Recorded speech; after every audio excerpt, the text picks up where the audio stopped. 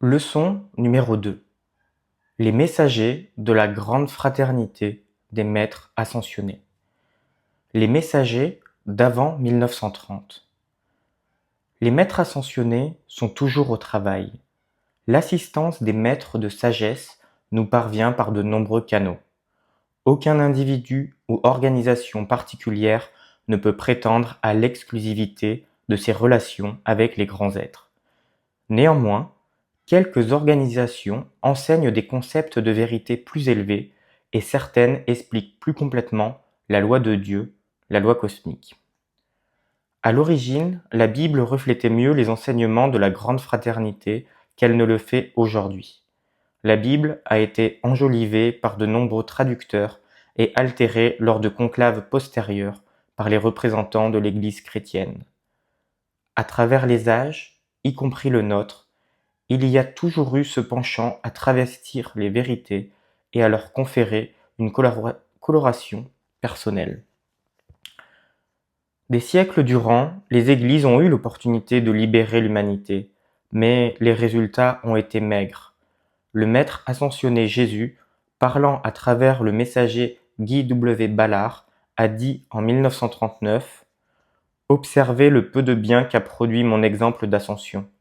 À peine 3 siècles plus tard, la grande vérité était si obscure que l'humanité ne comprenait presque plus rien de l'accomplissement laissé par mon exemple. À la place de se concentrer sur l'ascension, on se concentra sur la crucifixion. Il y a toujours eu dans le monde une force vicieuse qui tente de détruire la lumière. Dès lors, il n'est pas étonnant que les maîtres aient choisi d'œuvrer en dehors du cadre des églises établies pour expliquer de nouveaux aspects de la loi. Des gens plutôt simples et humbles, aimant la vérité, ont été choisis comme messagers. La situation sociale, les titres et l'intellect scolarisé ne représentent pas grand-chose pour les grands êtres. L'étalage de n'importe quel genre d'arrogance ou de glorification de l'ego humain coupe immédiatement la liaison avec les maîtres ascensionnés.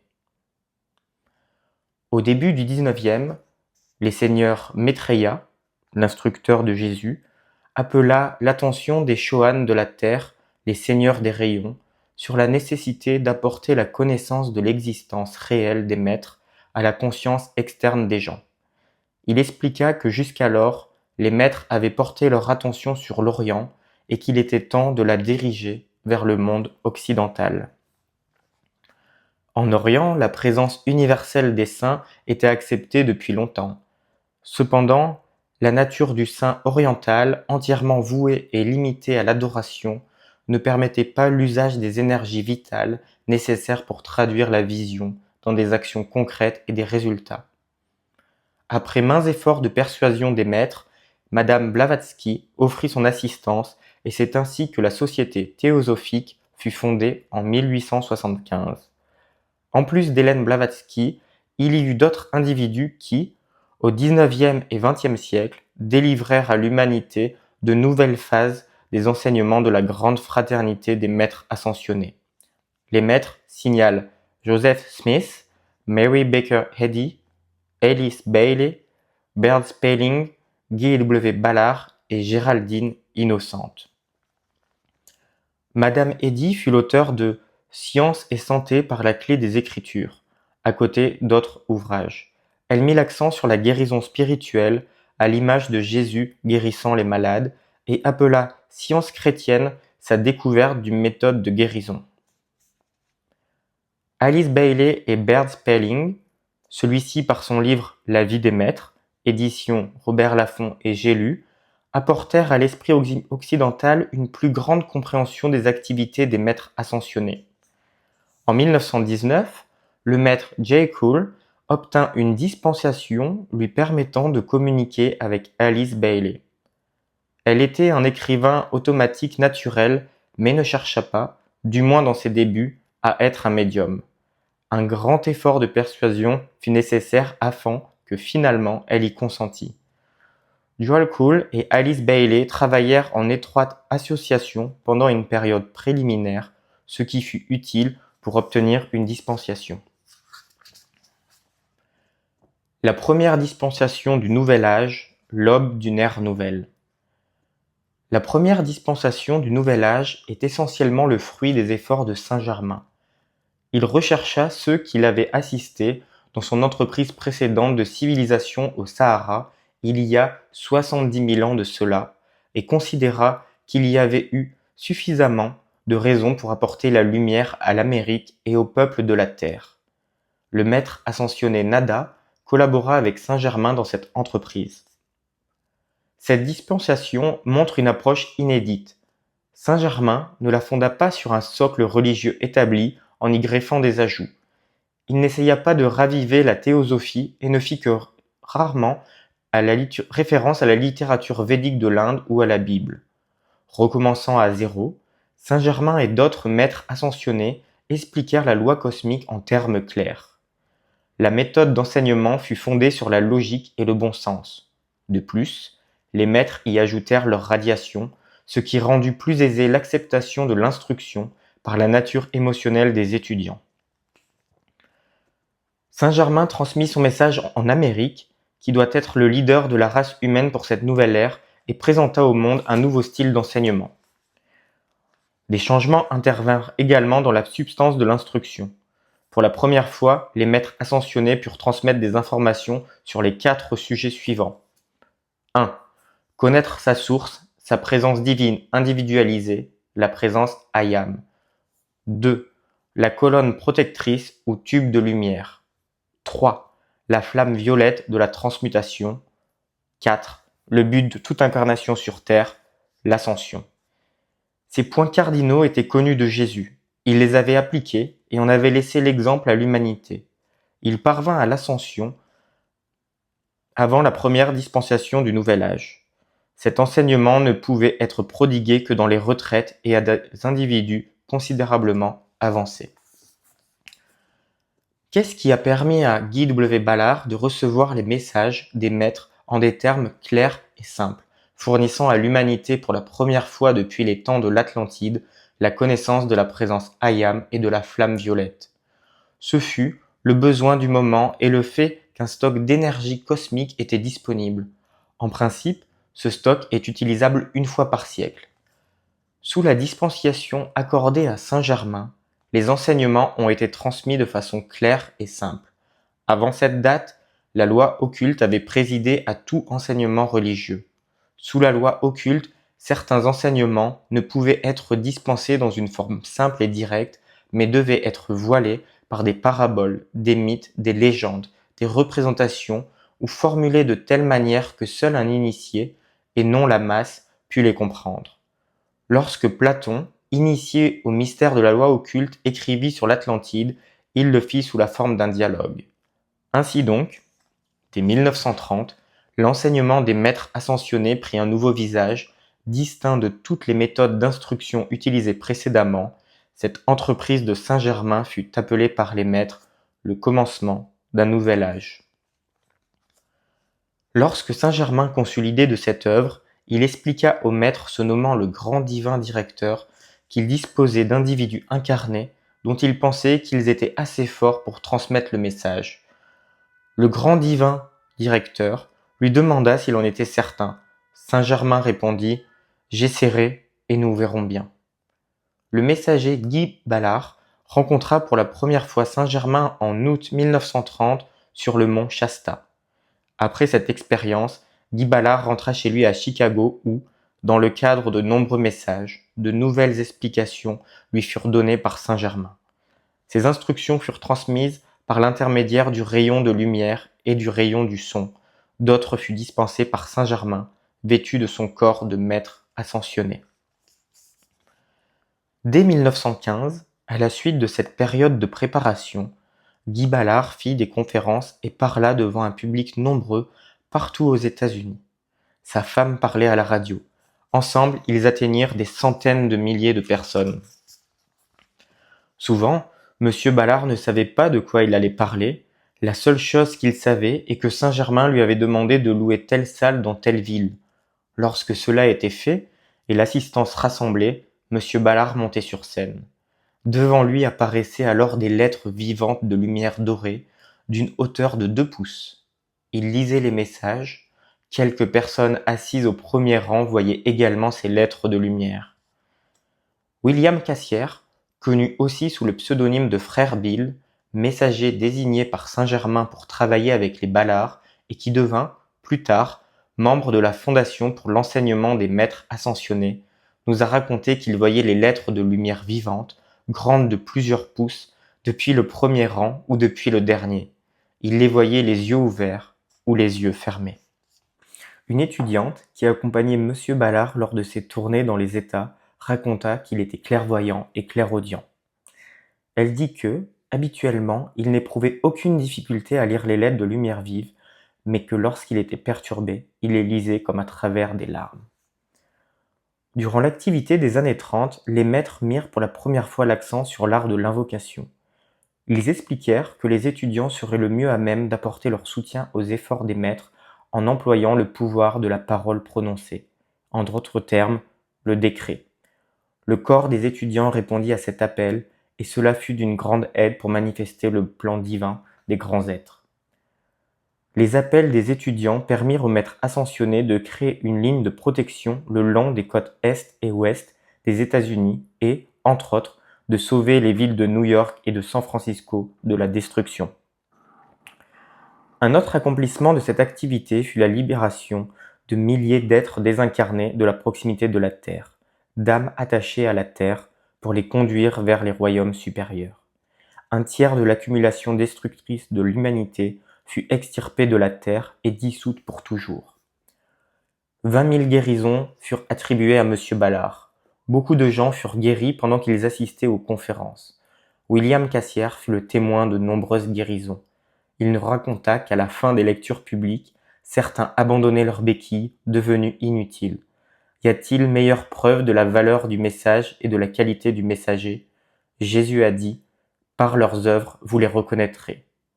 En avril 1936, M. Ballard était qualifié pour l'ascension. Il décida de continuer la transmission de l'enseignement dans le but d'aider Saint-Germain à promouvoir l'âge d'or. M. Ballard fit son ascension le dernier jour de 1939. Il donna des conférences jusqu'au dernier moment. La deuxième dispensation du Nouvel Âge. Dans le livre I Am Discourses, volume 3, page 335, Saint-Germain déclare que l'impression et la distribution de ce livre et d'autres sont le plus grand service que les étudiants puissent rendre. Cependant, après l'ascension de M. Ballard en 1939, ce livre et d'autres ne furent plus disponibles en librairie.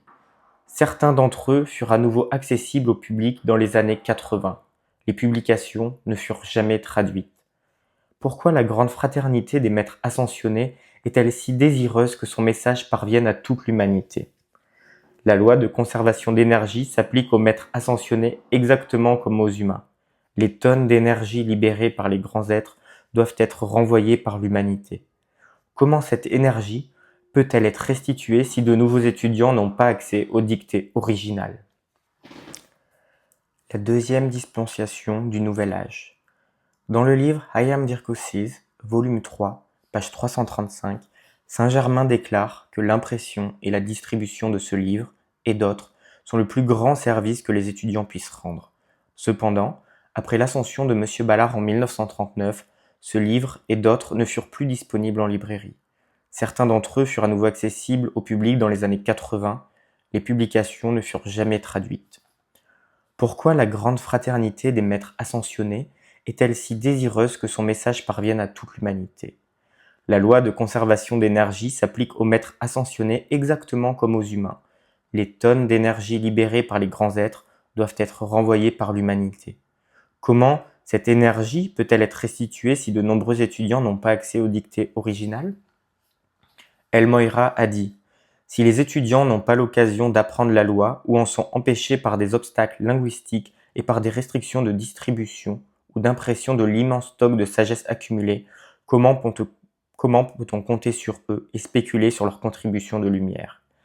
C'est bien dans le but d'atteindre ces millions d'étudiants que cette entreprise, le pont vers la liberté, fut commencée, non pas comme une nouvelle activité, mais comme un complément à la précédente, comme un supplément, non pas comme une activité concurrente.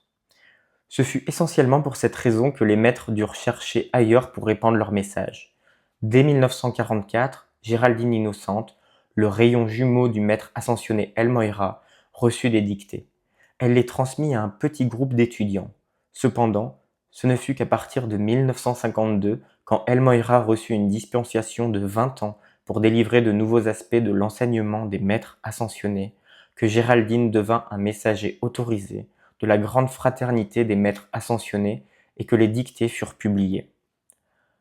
L'autorisation octroyée à El Moira ne le fut qu'à la condition expresse qu'il s'engageait à reconstituer lui-même le stock cosmique d'énergie s'il n'y avait pas de réponse adéquate de la part des étudiants.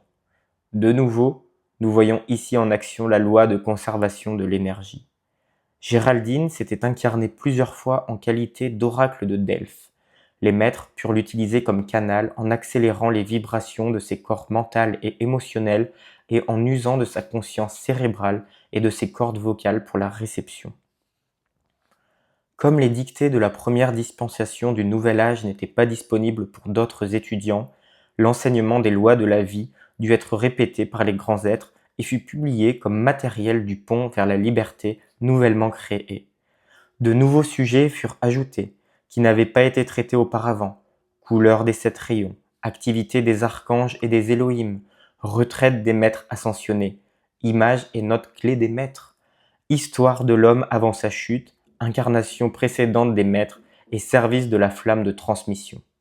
Voilà pourquoi la Fondation pour l'enseignement des maîtres ascensionnés utilise presque exclusivement du matériel original du pont vers la liberté. Frank Cepita, de la Havane à Cuba, et Madame Francis Eke se portèrent volontaires pour être respectivement directeur et rédacteur associé du mensuel The Bridge, Le Pont. Sa première publication eut lieu en avril 1952. La mère de Géraldine, qui est également le rayon jumeau d'un maître ascensionné, apporta son assistante. Elle écrivit des articles sous le pseudonyme de T.D. Marches. El Moria devint le rédacteur en chef du Pont sous le pseudonyme Thomas Prince. Selon ses propres déclarations, il choisit le prénom de Thomas à cause de son incarnation précédente en tant que Thomas Moore, un poète irlandais, 1779-1852. Ainsi, Thomas Prince, Thomas imprime, devient Thomas Prince. Il fut également édité en bulletin périodique, Thomas Prince Private Bulletin, le bulletin privé de Thomas Prince, qui était accessible aux abonnés du Bridge. Cette publication hebdomadaire contenait des messages d'une sagesse infinie dictés par le Mahashohan, représentant du Saint-Esprit pour la terre et pour l'humanité. Dès qu'El Moira reçut définitivement sa dispensation, tous les membres de la grande fraternité des maîtres ascensionnés le rejoignirent pour l'assister. Dans ce nouvel enseignement, il était expliqué que les membres de la hiérarchie spirituelle se rencontrent 12 fois par an, chaque mois dans une retraite différente, ainsi qu'ils avaient fait pendant des éons. À chaque rencontre, une certaine somme de radiation est envoyée au peuple de la Terre. L'humanité n'ayant pas connaissance de ce fait, elle n'avait jamais été à même d'offrir ses énergies en retour. En conséquence, les maîtres n'étaient pas autorisés par la loi cosmique à répandre cette radiation au-delà d'une certaine quantité. Il était donc urgent de familiariser les étudiants avec la connaissance des retraites et de leur ouverture qui changeaient à chaque cycle de 30 jours et de les inciter à répercuter dans le monde la qualité divine irradiée par la retraite au moyen de la flamme de transmission. Durant la période de Géraldine, les souhaits des maîtres furent respectés et une partie de leurs dictées furent traduites. Plusieurs livres furent traduits en allemand et en espagnol. De nouveaux groupes se constituèrent. Cela créa de nouveaux champs de force permanents, des centres magnétiques qui attirèrent des anges près de la terre et donnèrent aux maîtres plus de liberté pour apporter d'autres enseignements et d'autres radiations. Les maîtres disent que la tâche du pont vers la liberté ne sera pas terminée aussi longtemps que le dernier courant de vie n'aura pas traversé ce pont de lumière sur le chemin de son ascension. Les enseignements du Nouvel Âge. Les instructions des maîtres ascensionnés sont un mélange harmonieux des enseignements orientaux et occidentaux. Ils combinent l'adoration orientale et le culte de Dieu avec l'initiative et l'accomplissement. Ils expliquent la loi cosmique, la loi de la vie, d'une manière simple et facilement accessible. Il n'est plus nécessaire d'enseigner Dieu de façon abstraite. Les déclarations Dieu est bon et Dieu est amour sont fondamentalement justes, mais l'esprit curieux cherche plus en profondeur pour en pénétrer toute la substance. L'enseignement des maîtres ascensionnés se suffit à lui-même et n'est ni chrétien, ni musulman, juif ou hindou. On peut l'appeler la racine, la fontaine de vérité, où toutes les religions prennent leur source. Nous parlons ici de principes scientifiques, démontrables. Les chercheurs sincères de la vérité ont dès lors la possibilité d'étudier et d'appliquer cet enseignement merveilleux. L'étudiant peut marcher sur le chemin de lumière, seul à pouvoir dispenser le bonheur permanent. Lorsque l'étudiant considère les domaines traités par cet enseignement et les détails qu'on y trouve, il réalise que la présentation originale, telle qu'elle est transmise par Géraldine Innocente, est unique et s'applique aux conditions actuelles comme à celles de demain. Chaque mot dicté par les maîtres ascensionnés est une coupe de leur pure énergie divine. Tous sont puissamment chargés de lumière, substance, pouvoir et qualité pour aider l'étudiant à accomplir victorieusement son ascension. Commentant les dictées du pont vers la liberté, les maîtres ont souligné que le matériel mis à disposition représentait un multiple de ce qui est nécessaire pour atteindre l'ascension. Dès lors, l'exigence de l'heure n'est plus d'avoir un nouveau canal, mais d'étudier et de pratiquer ce qui a été donné, de même que de diffuser l'œuvre des maîtres ascensionnés. Le Mahachohan, dans un article publié par le Journal du Pont, a dit en octobre 1959 : « Chaque planète de notre Soleil doit être incitée à entrer et à se maintenir dans l'orbite de la planète graduée. C'est pourquoi nous sommes obligés d'atteindre rapidement l'humanité et tous ses membres, et j'attends leur assistance en ce moment de pulsion cosmique. » Les grands êtres ont qualifié Géraldine Innocente de « contact temporaire ». Ils savaient que ce contact durerait un nombre d'années limité. En conséquence, ils ont utilisé au maximum son aptitude à servir de canal. Dans un laps de 9 ans, 8000 pages de dictées ont été publiées. Au sujet de l'activité du pont vers la liberté, les maîtres ont écrit : la Genèse et toute la loi biblique successive sont en train d'être réécrites, et non pas par des êtres non ascensionnés, mais par des êtres libres et divins. Il s'agit d'une Bible constituée par les énergies des archanges, des êtres cosmiques et des maîtres ascensionnés, qui sera valable pour le reste des civilisations à venir sur la planète Terre. Archange Uriel, 16 mai 1954. Il est possible que, pour vos consciences externes, trop de lois dispensées en une fois provoquent une indigestion. Cependant, pour le bien de ceux qui vont vous suivre, une évolution entière des gens pourront bénéficier d'un enseignement dont vous-même n'aurez peut-être jamais besoin. Nous pensons que nous ferions mieux de tirer profit du contact provisoire dont dispose le royaume des maîtres ascensionnés pour toucher l'humanité et vous transmettre autant de cette loi que possible. Car ce que nous écrivons est une Bible complète qui vivra et sera lue par des millions de gens longtemps après que vous soyez rentrés à la maison. Mahachohan, 20 mai 1956. L'histoire d'AMTF. Les messagers des 2 premières dispensations du Nouvel Âge comprirent parfaitement le plan des maîtres et l'exécutèrent de la manière la plus exhaustive possible, sans jamais demander de compensation financière pour leurs efforts. Les 2 messagers s'efforcèrent de donner aux enseignements des grands êtres la plus grande diffusion possible. Ils ne limitèrent pas ces enseignements aux seuls membres de leur association et en favorisant la traduction en d'autres langues. Selon un maître, lorsqu'un leader spirituel quitte ce plan d'existence, ses successeurs, n'ayant pas sa perception et ignorant le plan de la grande fraternité des maîtres ascensionnés et les lois divines qui le gouvernent, perdent très souvent la vision du but ultime de l'ensemble. Après le départ de Géraldine de ce plan en 1961, près de 90% des dictées originelles cessèrent d'être publiées, et parmi elles, les livres Le Premier Rayon, Le Septième Rayon, Messager des 7 Elohim, de même que toutes les dictées du pont et du bulletin transmises par Géraldine. Le livre Le Premier Rayon traite par le détail de la qualité du discernement, qui est indispensable pour le progrès spirituel. Sans avoir la connaissance du discernement, l'étudiant tâtonne, consciemment ou non, dans l'obscurité, sans direction, sans savoir quel canal il doit croire. Ou bien, l'étudiant est forcé de se fonder sur les sentiments de son cœur sans réaliser qu'il ne peut s'y fier entièrement parce que nous avons sciemment rompu notre relation avec la voix intérieure dans notre cœur, notre source divine, il y a de cela bien longtemps, des centaines d'incarnations. Vers 1979, seule une poignée d'étudiants disposaient d'un jeu complet des messages originaux de Géraldine. Il y avait grand danger que ces ouvrages de valeur fussent définitivement perdus pour l'humanité. Cela conduisit, en 1980, à la création de la Fondation pour l'enseignement des maîtres ascensionnés, une organisation sans but lucratif. AMTF fut fondée pour un seul but, rendre ces enseignements accessibles à toute l'humanité et les présenter dans la même forme que les maîtres les avaient donnés à l'origine, sans avoir recours à de nouveaux canaux. C'est pourquoi les étudiants d'AMTF se considèrent d'être parmi les gardiens de la dispensation de 1952 d'El Morya.